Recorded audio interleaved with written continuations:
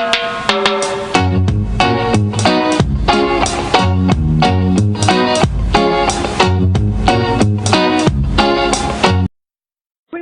welcome to another conversation.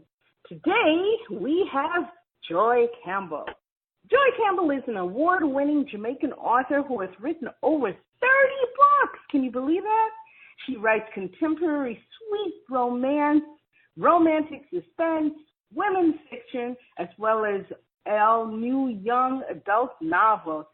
Campbell, who features Jamaican culture in her stories, is fascinated with the island's flora and has had hundreds of photos to prove it. She's a certified editor, has also written nonfiction. As usual, our co-host, Chris, will be doing the interview, so take it away, Chris. Thanks, Janice, and welcome, Joy, to our dialogue. Thanks Good to have you. for having me. Thanks. Great. Thanks. Well, let's begin by first letting the folks get to know you a little. Tell us a little about your Jamaican roots, where you hail from and the like. Okay. I am from Kingston, born and bred in Kingston, went to school in Kingston, only spent time in the country during the holidays. And it was during my school years that I started writing. You know, I've been writing from very early. My mother encouraged me by providing books for me to read. And naturally, when you read a lot, you know, some of us gravitate toward writing. And so by the time I was in high school, I was writing books, you know, with some little exercise books all taped together. And these books were circulated to my classmates, and everybody kind of enjoyed the stories. After that, I really have not written I hadn't written anything for about 20 years. I don't know why. I just stopped writing. And then early in like 2004, you know, the fire came back. I started writing again, and that's where everything kind of just came together for me in terms of writing. Yeah, that's wonderful. So was there something that kind of reignited that fire and passion in writing for you? Yes, I think it was the wrong thing, but it was the need to make some money. Okay. And so I started writing articles, and I would sell those articles online. And those articles were mainly to do with writing. And then someone said to me, why don't you try fiction? And I wrote a short story, and someone else said, but this is pretty good. Why don't you try a novel? And so I did, and here we are today. Yeah, that's wonderful, Joy. You mentioned your mom was the first person who actually nurtured that as a young person. She gave you books to read, and that kind of developed your love of writing and reading. Was there anybody else that was influenced in that kind of choice for you? Yes, I had an English teacher. She in high school. Her name is Sister Arlene Flaherty, and she recognized that I had some talent and that, you know, I was very good at English. And so her encouragement helped me to stay the course and do the best that I could do. Okay, that's great when you have those kind of mentors in your life. Sometimes we have chosen mentors because of somebody we read that they like their style, the kind of stuff they read about. Was there a writer that you admired that kind of motivated you? Of course. I started with the classics because that was what was available to us in high school in the library. So I read Charles Dickens, I read P.G. Wodehouse, and those were the kind of people I was reading. And then I started reading my first job, incidentally, was with the Jamaica Library Service. Okay, of course. Yes, so I love that. And I started reading like Roger Mays. I started reading, and in high school we had read this Naipaul, V.S. Naipaul. And so I started reading Caribbean writers, and of course that, you know, resonated with me. And so I wanted to be like these people. I wanted to write for my people. I wanted to become a household name in Jamaica. And so those Caribbean writers also had a huge influence on me. Yeah, that's wonderful. Well, there are many writing genres, right? But you chose this romance genre seemed to be a dominant genre. What drew you to that special niche? Well, again, as a child in Jamaica, what I realized is that most of the books that were available were Mills and Boone.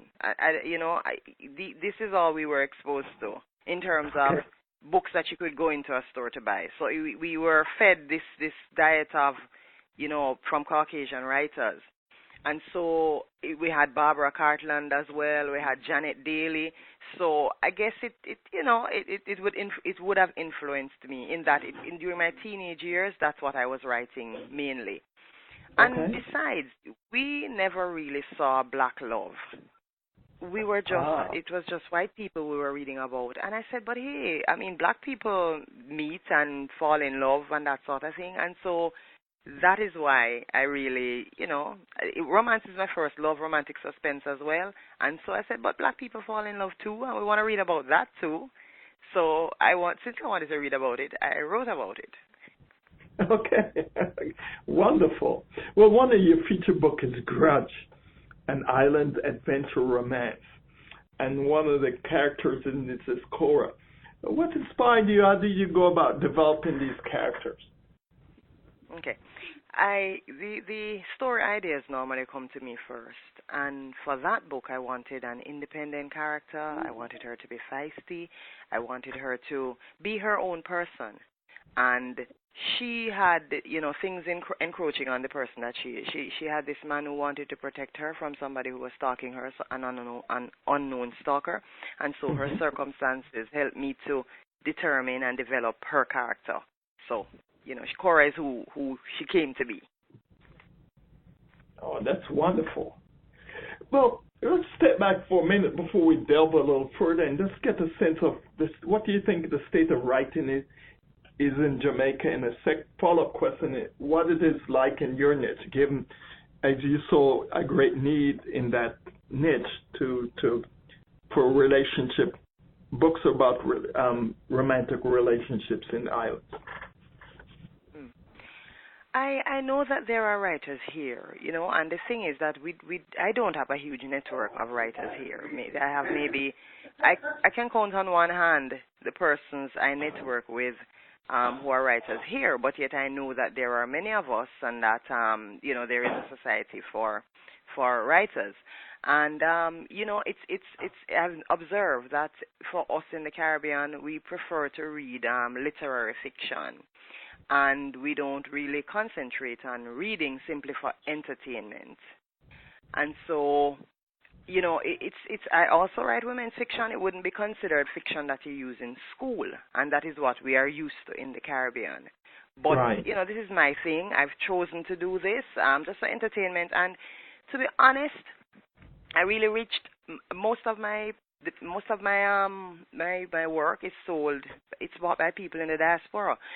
So I find that other people can relate to what we do in the Caribbean. They like, they'll remark that they like seeing Jamaica. They feel they've taken a trip to Jamaica. It's not a travelogue, but at the same time, they like the details that, they find in these books.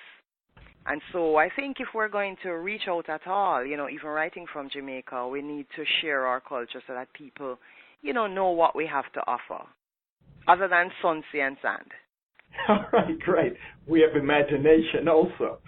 Well, we also, one of the challenges that we live in, especially for writers, that we live in a world where attention spans are small. Everything is a tweet these days. What challenge does that bring to bear for you, and how do you keep your readers engaged to turn that page and to keep engaged in your story? I've learned to, I as a writer, because I started out reading people like Dickens and that sort of writer, I like long, circuitous sentences. And I've come to find that people with, as you mentioned, people don't have that attention span. So with each book, I've learned to do a little less. Still keep some details like about the island, but I have to do a little less. You have to cut directly to the chase, because ain't nobody sitting around to, read your nice sentences that go all over the place and then come back to a point. So with each book, I've had to learn to use less words and get to the point faster. That's great. Well, we're featuring your book, Grudge. Let's delve in a little here. Give us a sense of the book, and what do you want the reader to walk away with? Well, Cora, she's stalked by this unknown person. And she does not know why they're stalking her. But, something that I did that I haven't done in any other book was to give readers a view of the person who was stalking her. I've never done that before in a book. But I found that it was another element of suspense that worked well for the book. Right. And what I wanted readers to come away with is that it can be, people who have something against us. It can be as close as a family member. And that even while you want something that really does not belong to you, even if you feel it doesn't always work out for you. So you work hard, you do what you need to do, but you don't look at somebody else's good fortune. Because, what's yours is yours, what's theirs is theirs. Yeah, that's it. Well, there's this Garrett character, right? And you get the eerie feeling something is going to happen with him. Is this a technique that you use to keep the audience in suspense? And definitely. Okay. Definitely. Because you see, you for suspense books, you write them in a particular way. You give the reader a little bit of information, but you don't give them everything. And it's that little bit that you want to know that keeps you turning the pages. Okay. That's wonderful.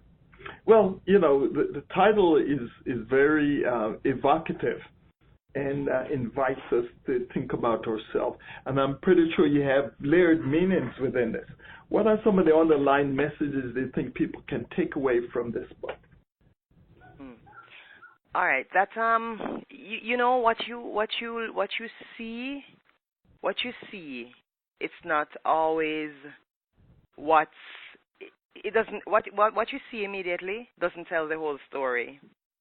Here is Cora on the inside. She looks as if she's happy and everything, and yet she's not the sort of woman who wants to be constrained. And so while Garrett is out there thinking that what she has or what she will eventually have belongs to him, she probably would have given that all up because, of who she is. And her father, he had secrets. You see people, they're successful, they're going about their business, but they don't always do right. And so it's important for us not to just look at people and think they have a happy life and think they have it all made. Because all of us have things that we struggle with, and it's not going to be apparent when you look at someone. So therefore, you do what you need to do to seek your own happiness and not look at other people and want what they have, because you don't know how they struggle to get it. You don't know if you would be able to cope and deal with their circumstances. So those are some of the things I wanted people to, get from reading the book. Yeah, those are powerful messages and principles to kind of embellish it within your life. Well, as I said, you have 30 books under your belt, and you're the soaring young lady. Look into your looking glass if you could, and what can we expect from your pen in the near future? I'm always trying something different. Always trying something different. So I have, with what I've done with a small publisher, most of these books I've published them myself. I was with a publisher first, and then I branched out and published them myself. And then I went back to, I'm with a small publisher again. And so we released a book in March, and that's called The Thick of Things. It's more women's fiction. And I'm working on a second book to complete that story. And the publisher is also interested in a third character, another character from that set of books. So I'm working on that. I have worked on an interracial romance in the meantime, not published yet, but it's getting there. And I'm also working on something else that'll be a surprise. And yes, and in terms of doing other things, I have had this urge for a while to write some Christian fiction. It will not be your usual Christian fiction. It will be ordinary people finding God in different ways. You know, not for the person who is already converted, not for the person who is converted, but interesting stories about ordinary people finding God during their periods of trial and crisis and that sort of thing. So. Yeah, boy, that's great. I like your imagination and the way you keep broadening and finding new venues to actually engage people and use your pen to do that. Well, you're certainly a fine writer, and how can people who are listening to this get a copy of your fine work? Most of my books are listed on Amazon. So if you look for J.L. Campbell, you will find me. You'll find me on Amazon and my website, www.joy, the letter L, Campbell. So it's Joy L. Campbell at I forgot my website. www.joylcampbell.com. Campbell is spelled with two L's, right? So Campbell. That's correct. JoylCampbell.com. Yes. This is great. Yes, it is. And I'm friendly, so people can always friend me on Facebook or, follow me on Twitter, whatever. I'm very friendly, very friendly. Okay. And it's always so great to meet a Jamaican online. I can't tell you the pleasure that brings me. All right. This is neat. Well, it's been so great dialoguing with you, Joy. I want to know if you have a final word of wisdom for folks. Yeah, I wish that more of us in Jamaica, especially, would read. I wish we would read, give other locals a chance and just read our books. And I wish that people in the diaspora too would seek out writers here on the island, the place where you came from, and just read. Just read. Even if you're not reading us, even if you're only reading the popular people, you just read. Just read. You learn so much from books. I've learned so many things from books, and I've traveled so many places without leaving home by reading. Right. So I just want people to read. Boy, that's such a wonderful piece of advice. Thank you so much for being with us this morning, Joy. Thank you so much for having me. Yes, and so to learn more about the Jamaican Diaspora, visit JamaicanDiaspora.com. To learn more about Chris Daley, visit digital2growmedia.com. And it's the number 2, digital2growmedia.com. I'll get, for Joy Campbell, it's joylcampbell.com, JamaicanKidlit.weebly.com, and Reader Suite, that's READERSSUITE.blogspot.com. Joy, we really enjoyed spending some time with you. See you next time. Bye now.